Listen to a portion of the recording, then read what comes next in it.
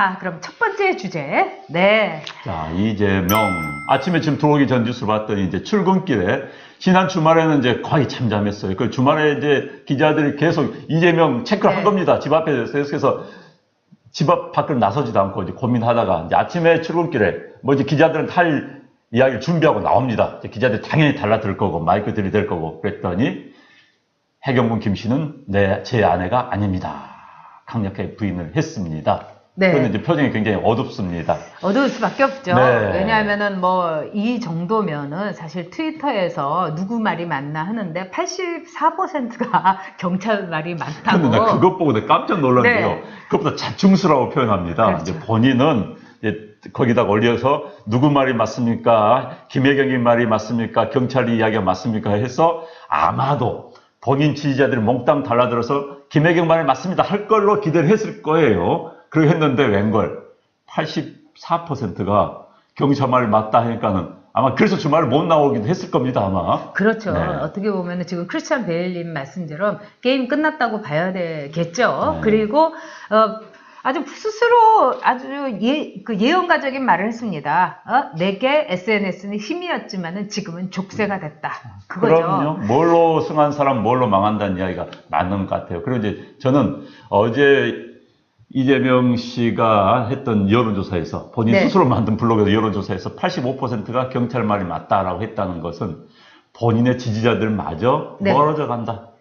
이재명한테 멀어져 간다. 이걸 보여주는 겁니다. 본인의 지지자들도 이게 아닌가요? 하고 있다는 거죠. 그래서 적극적으로 대응을 못하고 있다는 현상을 보여주는 중요한 수치화된 표식이 나온 거죠. 그렇습니다. 그리고 이 계정은 나의 아내가 쓴 것이 아니다. 이렇게 얘기했어요. 이건 굉장히 좀 묘한 뉘앙스가 있는 겁니다.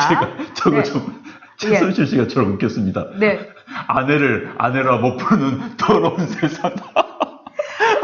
제가 그래서 어떤 생각이 들었냐면은 좀 이따가는 그럴 것 같아요. 네. 지금 우리 아내가 쓴 게 아니다. 이러다가 나중에는 김혜경은 나하고 이미 이혼을 했다. 우리는 부부 사이가 아니다. 이렇게 나올 수도 있지 않나 이렇게 생각이 드는데요. 아까도 어떤 분이 저도 이야기를 들었는데 본인 아니야? 그럼 부인이 아니고 본인 아니야?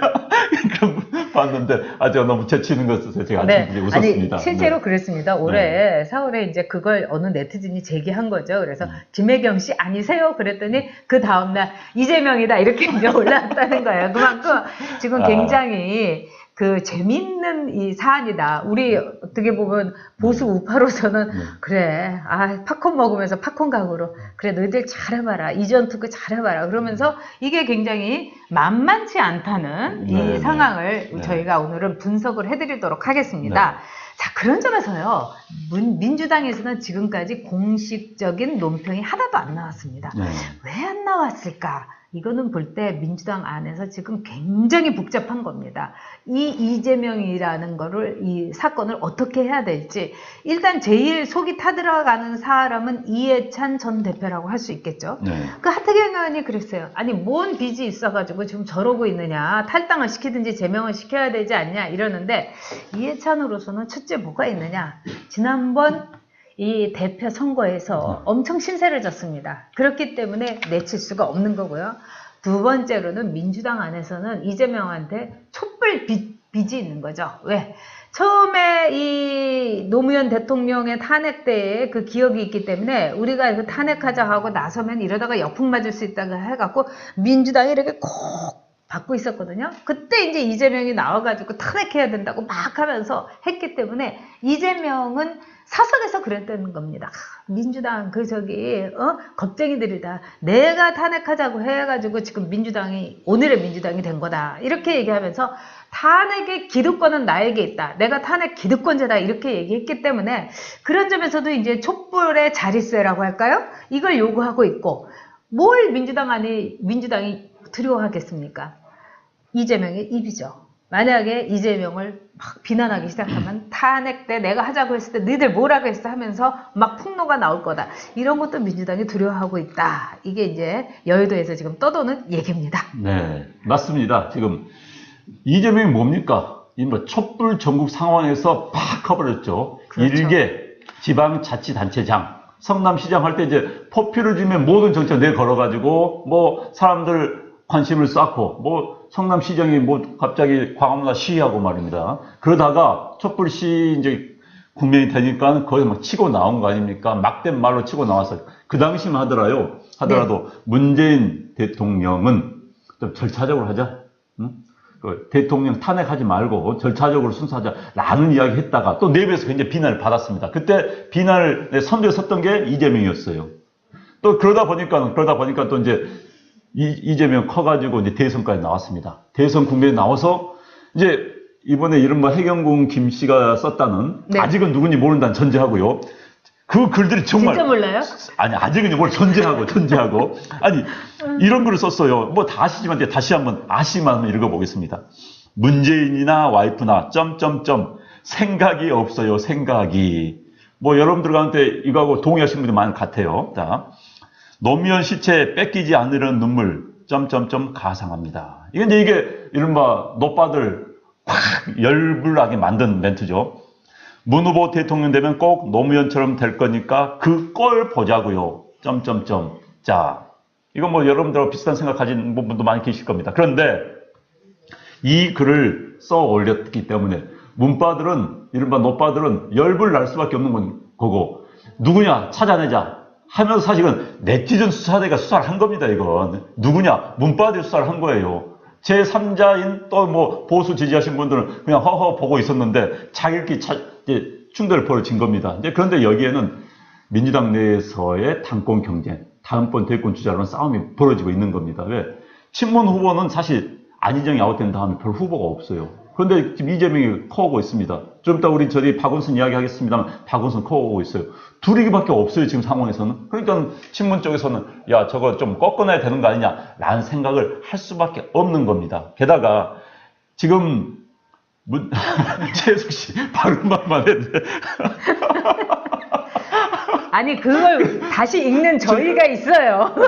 제가 뭐 굳이 제가 이런 걸 듣고 제가 싶어서 어찌됐든 제가 말 좀 헷갈립니다만은 그래서 이재명 지금 이른바 뭐 무슨 혁명군 뭐 손가락 혁명군하고 문빠들과 거대한 전쟁이 벌어지고 있습니다. 어제 문재인 후보 지지한 뭐 문빠들의 뭐 무슨 뭐 이제 SNS 상에서는 출당하라 지자식 내 던져라라는 이야기가 나왔습니다. 이게 이제 그 전쟁이 벌어지고 있는 모습을 보여주고 있는 것이죠. 그래서 지금 앞으로의 전쟁 양상이 굉장히 재밌습니다. 그러나 전쟁은 이재명이 질 가능성이 매우 높아졌죠. 지금 상황에서는요. 그렇죠. 네. 저희가 이제 이재명 지사가 지사직 이제 지킬 수 없다. 그러니까 우리 보궐선거 준비하자. 뭐 이런 얘기도 한 적이 있는데 이 송가혁이 이재명 빠들이 지금 뭐 그렇게 격렬하게 나오는 것 같지가 않습니다. 왜냐하면 전의를 상실했다고 할까요?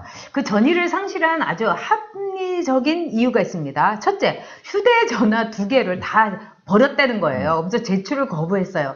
여러분도 알다시피 그 이상한 스팸 전화라든가 이런 악의적인 전화가 오게 되면은 전번을 바꾸지 왜 아깝게 그 휴대폰을 버립니까? 말이 안 되는 거죠. 돈이 많나? 돈 많은 것 같아요. 그 다음에 두 번째, 트위터 본사에다가 아까 안소니 가르시아 님처럼 확인을 하면 되는데 여기에 대해서 이재명 지사가 뭐라고 했냐면 그게 바로 프레임이고 함정이라서 안 한다. 너무 웃기는 거 아닙니까? 또 세 번째, 경기 남부 검찰청을 고발을 하지 않을 거냐. 그랬더니 뭐라고 했냐면은 뭐 수사가 허술해서 그렇기 때문에 고발 사안이 아니다.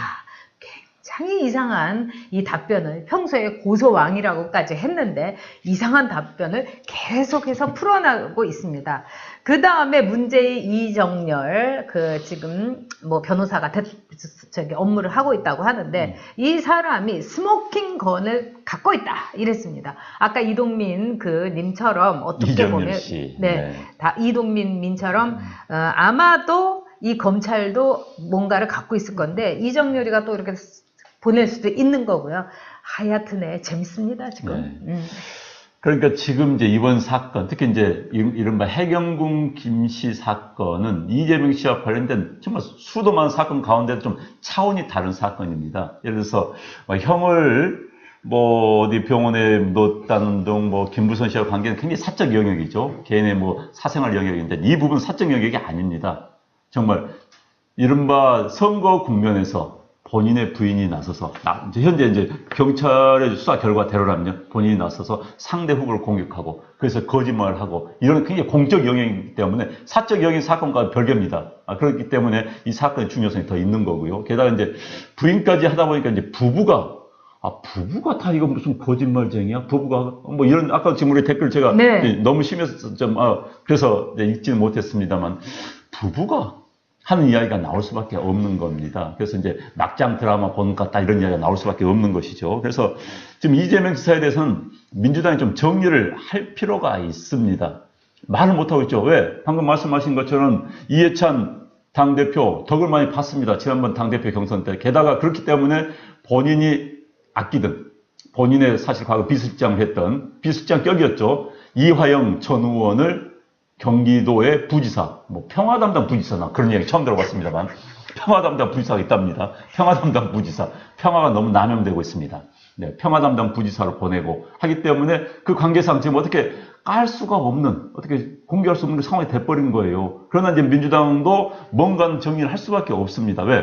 문바들이 가만히 있지를 않기 때문에. 그래서 저는 이런 경우 최소한 출당 정치 정초는 있어야 되지 않을 것인가 하는 생각이 들어요. 왜? 그리고 또 이재명 지사 자체가 이런 경우 나와야 됩니다.